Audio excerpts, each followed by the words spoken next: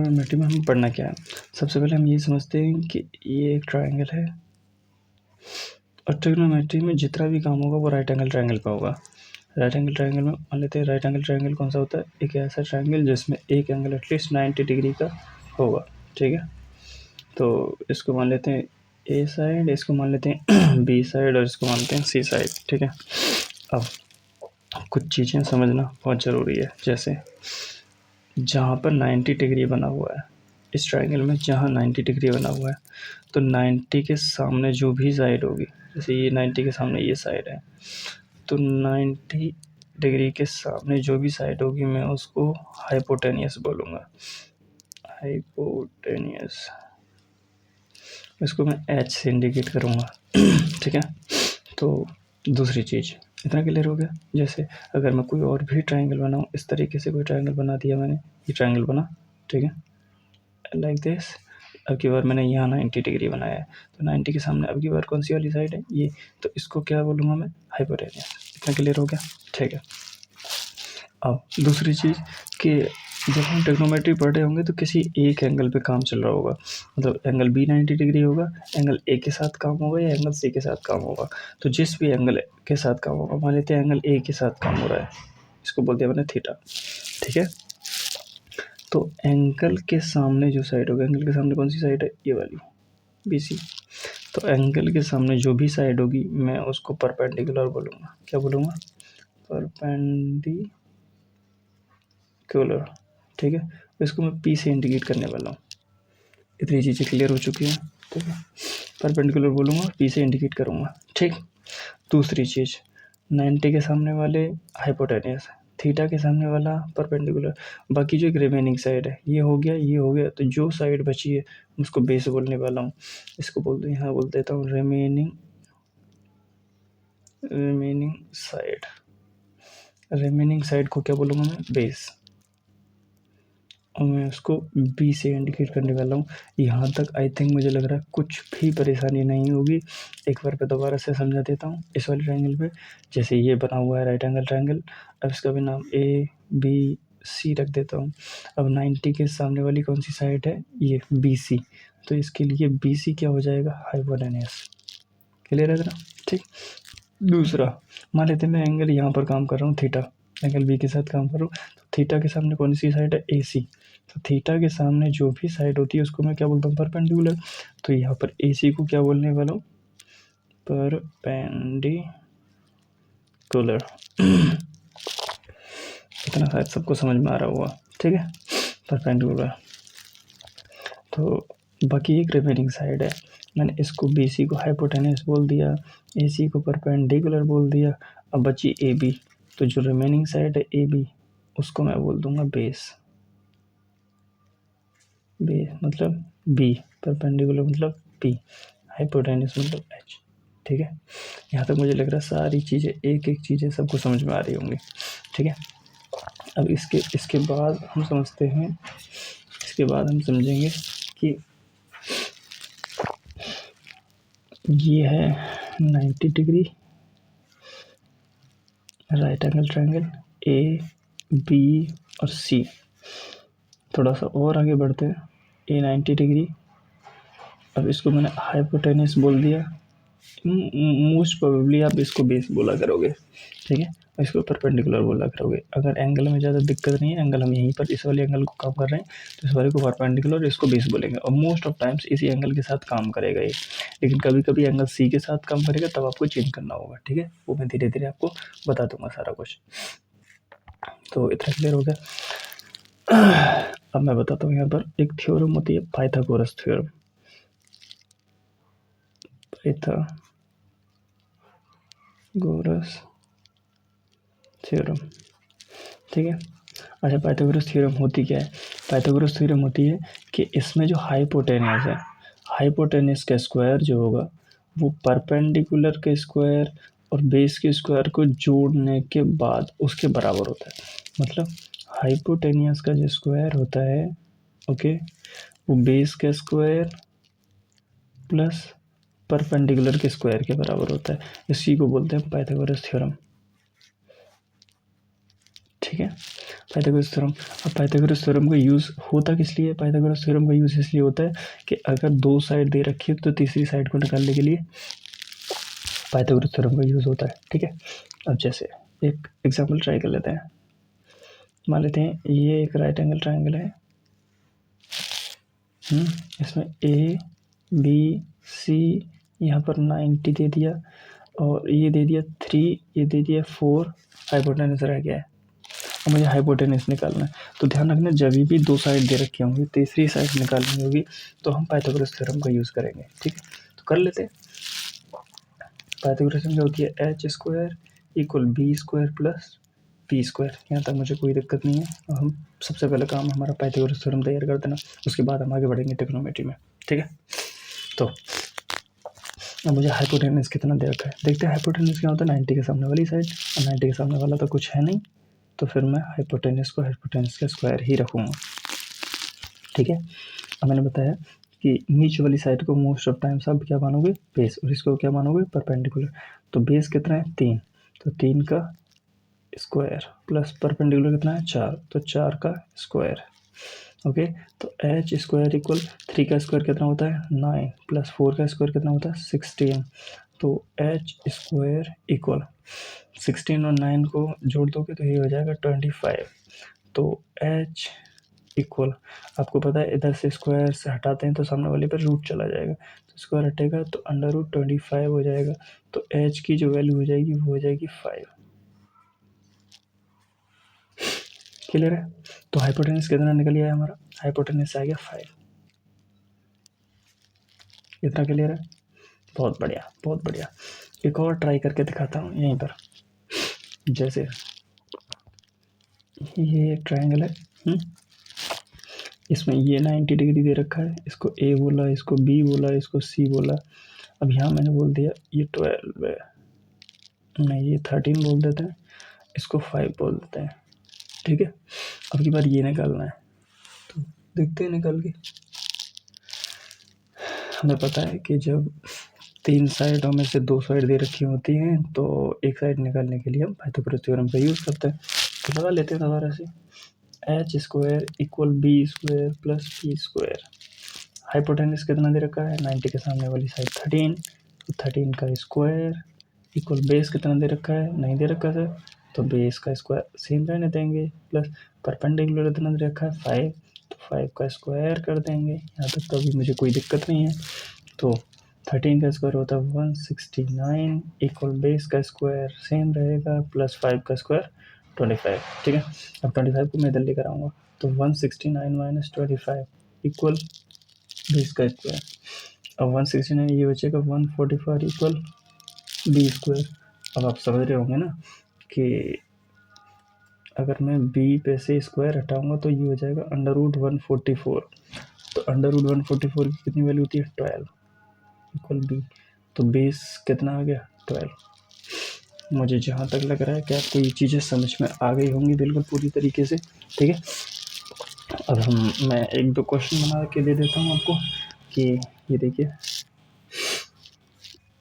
पूरी जगह को यूज़ किया जाएगा। जैसे पहला क्वेश्चन, एक ट्रायंगल है, इसमें इसको 13 दिया हुआ है, इसको 12 दिया हुआ है, परपेंडिकुलर पूछ रहा है। दूसरा एक इस तरीके से ट्रायंगल है, आपकी बार 90 के सामने, ध्यान रखना 90 के सामने ये हाइपोटेनस हो जाएगा। ठीक है, तो ये आपका 7 हो गया, ये आपका 24 हो गया, तो आपको हाइपोटेनस निकालना है। ठीक है, नेक्स्ट क्वेश्चन इस तरीके से बना हुआ है।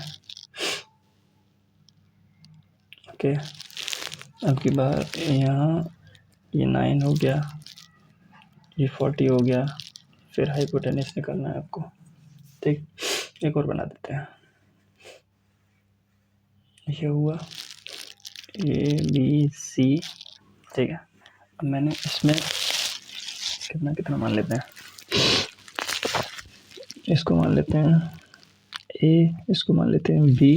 तो ये साइड निकाल लिया आपको, बेस वाली साइड को ए माना है मैंने, ऊपर वाली साइड को बी माना है, तो निकालेंगे। ठीक है, चलो इतना क्लियर हो चुका है हमारा कि हम पाइथागोरस थ्योरम तैयार कर चुके हैं पाइथागोरस थ्योरम को।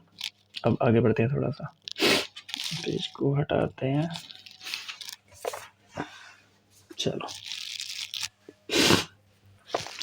पाइथागोरस थ्योरम के बाद अब मैंने इसको राइट एंगल ट्रायंगल बनाया, शायद आपको दिख रहा होगा हल्का सा डाउनवर्ड। Okay like this. अब मैं इसको यहाँ मिलाया, इसको ए बोला, इसको बी एंड देन सी, ये 90 डिग्री। अब मैंने इसको बोल दिया बेस, इसको बोला परपेंडिकुलर और ये बोला हाइपोटेन्यूस। ये तो हमें बताया 90 के सामने वाला हाइपोटेन्यूस, नीचे वाले को बेस बोलते हैं और इसको परपेंडिकुलर बोल देते हैं। ठीक है, यहाँ तक मैं क्लियर हूँ। मैं थोड़ा सा आगे बढ़ता हूँ। अब देखो रियल में जो ट्रिग्नोमेट्रिक यहाँ से पढ़ेंगे, ट्रिग्नोमेट्रिक रेशियोज। ट्रिग्नोमेट्रिक रेशियोज क्या होता है? एनी ट्रायंगल में किसी साइड को किसी साइड से डिवाइड दे दिया जाए तो जो रेशियो बनता है ना, उनको हम किसी न किसी नाम से इंडिकेट करते हैं। जैसे अगर मैं परपेंडिकुलर में हाइपोटेन्यूस से डिवाइड लगा दूँ तो इसका नाम क्या होगा, अगर मैं परपेंडिकुलर में बेस से डिवाइड लगा दूँ तो इसका नाम क्या होगा। ठीक है, तो अलग अलग नाम है इसके। मैं आपको पढ़ाना स्टार्ट करता हूँ धीरे धीरे बढ़ते। जैसे ओके, एक फॉर्मूला है, इस तरीके से बनाते हैं, याद रखने में आसानी होगी। जैसे यहाँ बोलते हैं P V P upon H H B. याद नहीं रहता है तो आसानी से याद रखने का तरीका है कि एक फॉर्मूला मतलब कुछ ऐसा ही शॉर्टकट सा बना के बच्चों ने बोल दिया कि पापा बीड़ी पियोगे और हाँ हाँ बेटा। तो याद रखने में अगर कोई दिक्कत होती है तो आप एक बार इसको एक दो बार फेरोगे तो याद हो जाएगा, P B P upon H H P. ठीक है, चलो अब पहले वाले पे हम बोल देते हैं साइन थीटा, दूसरे पे बोलते हैं कॉस थीटा, तीसरे पे बोलते हैं टेन थीटा। ये साइन कॉस टेन क्या होता है? इन्हीं के रेशियोज को साइन कॉस टेन बोलते हैं। मतलब अगर परपेंडिकुलर में आप हाइपोटेन्यूस से डिवाइड लगाओगे तो उसका नाम साइन होगा, अगर बेस में आप हाइपोटेन्यूस से डिवाइड लगाओगे तो उसका नाम क्या होगा, कॉस होगा। ठीक है, यहाँ तक मैं क्लियर हूँ। आगे बढ़ते हैं। साइन कॉस टेन, इसको बोलते हैं कोसेक थीटा, इसको बोलते हैं सेक थीटा और इसको बोलते हैं कॉट थीटा। टोटल 6 होते हैं। ठीक है, अब 6 में मैं आपको एक के एक बताने वाला हूँ। ठीक है, इतना क्लियर हो गया। आगे बढ़ते हैं। अब मैं एक एक लेता हूँ। जैसे मैंने लिया साइन थीटा, तो सर साइन थीटा किस किस का रेशियो होता है? ऊपर से, जब मैं ऊपर वाला बोलूँगा ना तो ऊपर से नीचे की तरफ बोलना है, मतलब परपेंडिकुलर और हाइपोटेन्यूस का रेशियो। मैं बोलूँगा कॉस किस किस का रेशियो होता है, तो बेस और हाइपोटेन्यूस का रेशियो। मैं बोलूँगा टेन किस किस का रेशियो होता है, तो परपेंडिकुलर और बेस का रेशियो। इतना क्लियर है? तो साइन थीटा क्या होगा, P upon H sine theta. Okay, तो सर फिर कॉस थीटा क्या होगा? तो सर कॉस थीटा होगा B upon H. Tan theta होगा P upon B, perpendicular upon base. Clear है? क्लियर कर देता हूँ आगे तक। जैसे सर तो फिर कोशेक थीटा क्या होगा? सर जब हम ऊपर से पढ़ रहे तो जो रेशियो आ रहा था वो ऊपर से आ रहा था, पी ऊपर एच नीचे। अब की बार नीचे से पढ़ते हैं कोशेक थीटा। तो जब आप कोशेक थीटा बताओगे तो रेशियो बताओगे एच और पी का, जब आप सेक थीटा बताओगे तो रेशियो बताओगे एच और बी का, जब आप कॉट थीटा बताओगे तो नीचे से रेशियो बताओगे बी और पी का। ठीक है, ओके।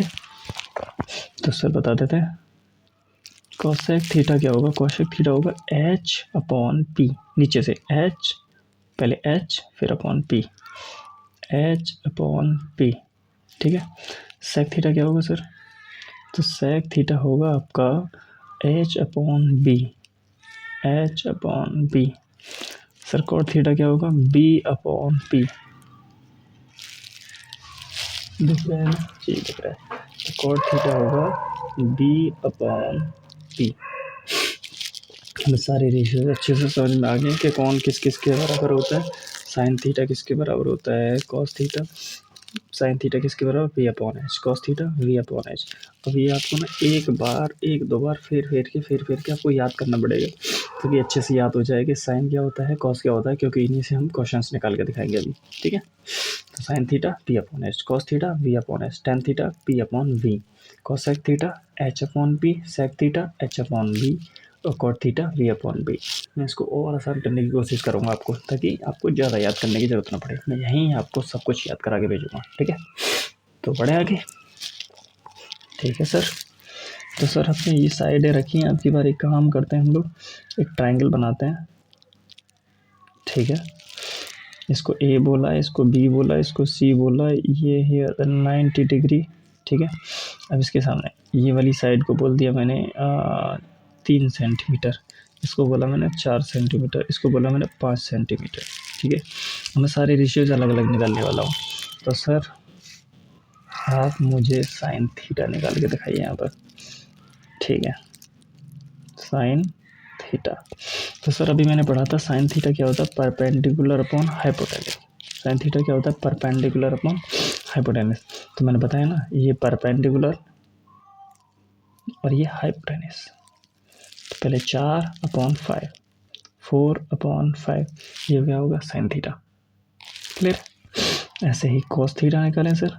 तो कॉस थीटा क्या होता है, कॉस थीटा पढ़ा है हमने अभी, बी अपॉन एच। तो बेस क्या है, बेस 3, एच क्या है, हाइपोटेनस 5, तो बेस अपॉन हाइपोटेनस 5। ठीक है, समझ में आ रहा होगा सर। अब के बाद टेन थीटा निकालते हैं। तो टेन थीटा का रेशियो क्या होता है, पी अपॉन बी। तो बताओ परपेंडिकुलर कितना है, परपेंडिकुलर सर 4, बेस कितना है, बेस है सर 3, तो टेन थीटा हो गया आंसर। ठीक है, आगे बढ़ते हैं, कोसेक थीटा।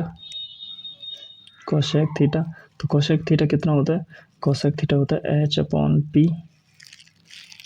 ओके, अब हाइपोटेनस कितना, हाइपोटेनस चेक कर लेते हैं 5, P for perpendicular, perpendicular 4, answer. बहुत आसान है। ठीक है, मैं बाकी जो बच्चे हैं 6 टोटल, 4 बता दिए, 2 बचे। मैं निकालता हूँ सेक थीटा। ठीक है, अब सेक थीटा होता है एच अपॉन बी। क्लियर है इतना, एच अपॉन बी। देखो sec theta H upon B, तो एच फॉर हाइपोटेनस कितना है 5 sir, B for base, base कितना है 3, आंसर। ठीक है, ये भी क्वेश्चंस आते हैं एक एक नंबर में बोर्ड में, ये भी क्वेश्चंस आते हैं। ठीक है, तो सेक थीटा हो गया। अब एक बचा है आपका कॉट थीटा। तो कॉट थीटा होता है sir B upon P, base upon perpendicular. तो बेस कितना है सर 3, परपेंडिकुलर कितना है 4, आंसर। क्लियर हो चुका है बहुत आराम से। ठीक है, मैं एक और क्वेश्चन आपको बहुत तेज़ी से निकाल के दिखा देता हूँ, फिर हम आगे बढ़ते हैं इसी चीज़ को लेकर। ठीक है, एक मिनट। ठीक है, चलो जैसे मैं थोड़ा तेज़ी से करूँगा। ये देखिए, ए, ये बी और ये सी।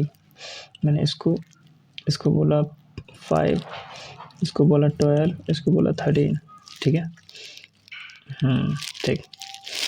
नहीं, मुझे थोड़ा सा काम करना था, एक और क्वेश्चन आपको अच्छे से बताना था डेप्थ में जाके। जैसे मान लेते हैं इसमें से ना कोई एक साइड नहीं दी हुई है, तो एक साइड भी निकाल के देखते हैं, नेक्स्ट वाले क्वेश्चन में करेंगे। ठीक है, चलिए। तो मुझे क्या पता है, मुझे साइन थीटा निकालना है, मैं तेज़ी से निकालूंगा सर। साइन थीटा होता क्या है, पी अपॉन एच। अभी मैंने याद किया था, तो आपने याद नहीं किया तो आप पहले उनको याद करो, तो याद करके आराम से हो जाएंगे। ठीक है, तो sine theta P upon H होता है। परपेंडिकुलर कितना है यहाँ पर, परपेंडिकुलर ये तो सर बेस होता है, नीचे वाला बेस होता है, नीचे वाला बेस, ये परपेंडिकुलर होता है। और ये हाइपोटेनस, तो परपेंडिकुलर कितना है 12, हाइपोटेनस कितना है सर 13, आंसर। ऐसे ही कॉस थीटा निकालो।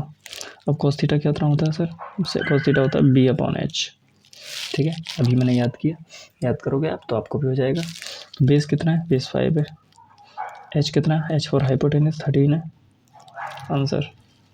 सर टेन थीटा निकाल रहे हैं। टेन थीटा होता क्या है, टेन थीटा होता है पी अपॉन बी।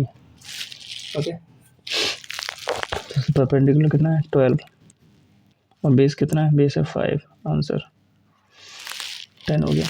आगे बढ़ते हैं, कोसेक थीटा निकालते हैं।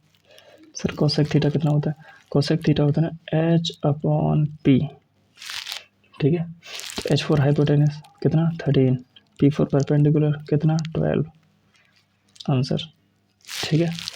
अब कोसेक हो गया, यही मैं आपको दूसरा सेक थीटा निकाल के दिखा देता हूँ। सो सेक थीटा कितना होता है H/V, H कितना है सर, हाइपोटेनस है 13, B फॉर बेस कितना है 5, आंसर, ठीक है। बचा क्या, सेक हो गया, कॉट बचा है। कॉट थीटा क्या होता है, तो कॉट थीटा होता है बेस अपॉन परपेंडिकुलर, ठीक है, बेस अपॉन परपेंडिकुलर। तो बेस कितना है, बेस है आपका 5, परपेंडिकुलर आपका 12, ये आंसर। यहाँ तक मैं एकदम क्लियर कर चुका हूँ, आपको कोई भी चीज़ आई थिंक मुझे लग रहा है दिक्कत नहीं आने वाली है इसमें, ठीक है। तो आप मेरी मानोगे तो आप ये 2 क्वेश्चंस मैं दे रहा हूँ, आपको 2 क्वेश्चंस प्रैक्टिस करोगे, आपका तुरंत सारा कुछ हो जाएगा, ठीक है। जैसे क्वेश्चन नंबर 1, ABC, ये 90 डिग्री, यहाँ मैंने दिया है 7, 40, 41, 7, 48, 41, ठीक है। ये पहला क्वेश्चन है, इसमें 6 ट्रिग्नोमेट्रिक रेशियोज निकालने हैं आपको, ठीक है, पहला क्वेश्चन। दूसरा, नहीं ट्रायंगल, इसको मैंने ABC, ये 90 डिग्री, ठीक है, और इसको बोला मैंने नहीं, ये 9, 40, 41 होगा यार, ये मिस्टेक हो गया, ठीक है। ये होगा 7, 24, 25, ठीक है। यहाँ भी आपको 6 ट्रिग्नोमेट्रिक रेशियोज निकाल के देख लेना, आराम से सॉल्व हो जाएगा, क्लियर है। चलिए थोड़ा सा और आगे बढ़ते हैं, मैं इसको थोड़ा आसान करने की कोशिश करता हूँ। ये थोड़ा सा डिफिकल्ट हो रहा है कि sir base upon perpendicular, perpendicular upon base, ठीक है। चलिए आगे बढ़ते हैं।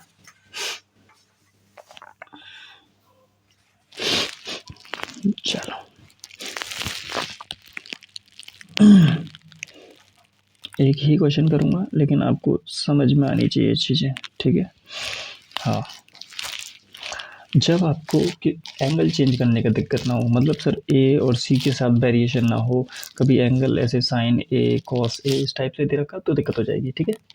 जैसे अभी मैं एक क्वेश्चन करके दिखाऊंगा आपको, तो वहाँ दिक्कत भी फेस करके देखेंगे आप किस किस टाइप से प्रॉब्लम्स आ सकती हैं। चलिए मान लेते हैं ये ट्रायंगल है, और ट्रायंगल में वही रेशियो दोबारा से रख लेता हूँ, 3, 4 और 5, ठीक है।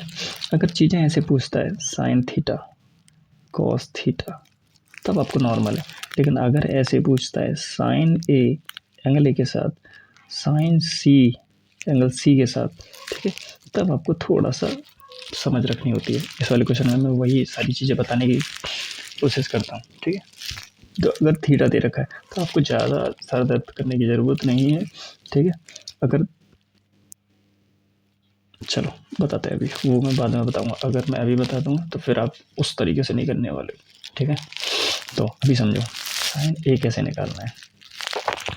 मुझे पता है साइन ए, मुझे निकालना है कॉस ए, टेन ए, ठीक है।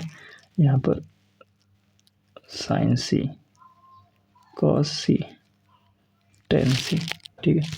मैं सारी की सारी निकाल के दिख रही है। देखो साइन का रेशियो क्या होता है, साइन होता है सर P/H, ठीक है। अब एंगल ए है, अब की बार ध्यान रखना एंगल्स के साथ खेला जा रहा है, तो एंगल ए के सामने मैंने बताया था जिस भी एंगल को यूज़ कर रहे होते एंगल ए को यूज़ कर रहे हो, तो एंगल के सामने जो साइड होती है उसको मैं परपेंडिकुलर बोलता हूँ, 90 के सामने जो साइड होती है उसको मैं हाइपोटेनस बोलता हूँ। ये मैं बता चुका हूँ आपको, दोबारा ध्यान से सुन लो। 90 के सामने जो साइड होती है उसको मैं हाइपोटेनस बोलता हूँ। और एंगल, जिस एंगल को यूज़ करें, एंगल ए को यूज़ करें, तो एंगल के सामने जो साइड होती है उसको मैं परपेंडिकुलर बोलता हूँ। इसका मतलब हाइपोटेनस 5 हो गया, परपेंडिकुलर 4 हो गया। तो मैं बताया था फिर रिमेनिंग साइड को फिर मैं बेस बोलता हूँ। ठीक है, चलो। तो अभी हमारा परपेंडिकुलर कितना होगा, परपेंडिकुलर हो जाएगा 4।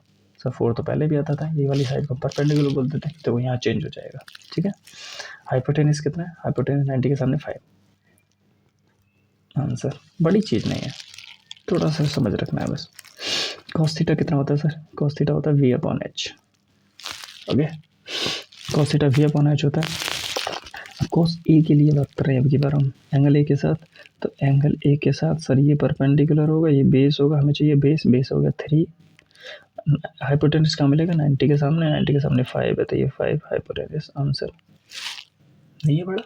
ओके, टेन थीटा होता है p/b। तो सर परपेंडिकुलर क्या मिलेगा, एंगल ए के सामने, तो एंगल ए के सामने परपेंडिकुलर 4।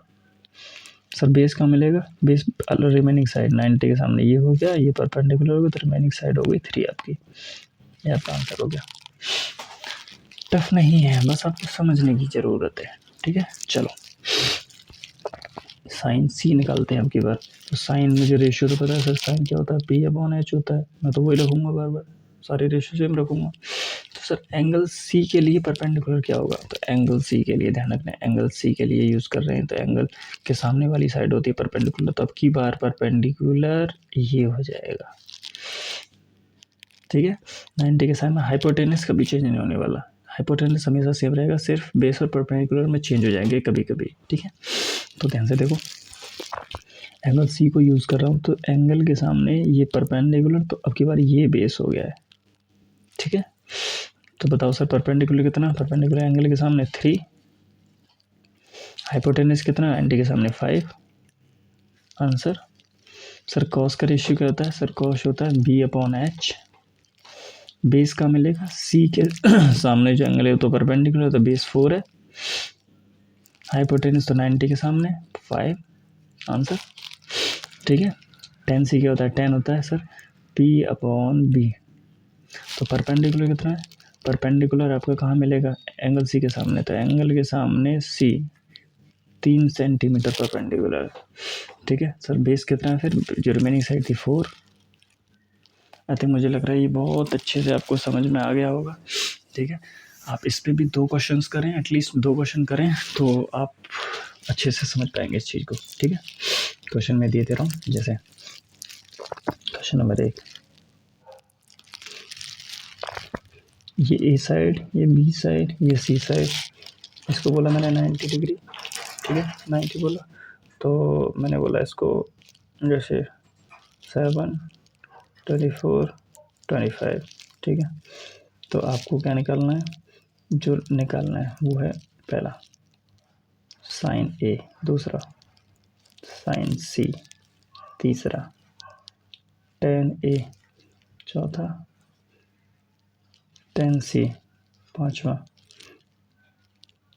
कॉसेक ए, छठा कॉसेक सी, सातवां कॉस ए, आठवां कॉस सी, और भी बहुत हो जाएंगे। ठीक है, इस तरीके से आपको निकाल के देखना है। आप, मुझे उम्मीद है पूरा कि आप निकाल देंगे डेफिनेटली।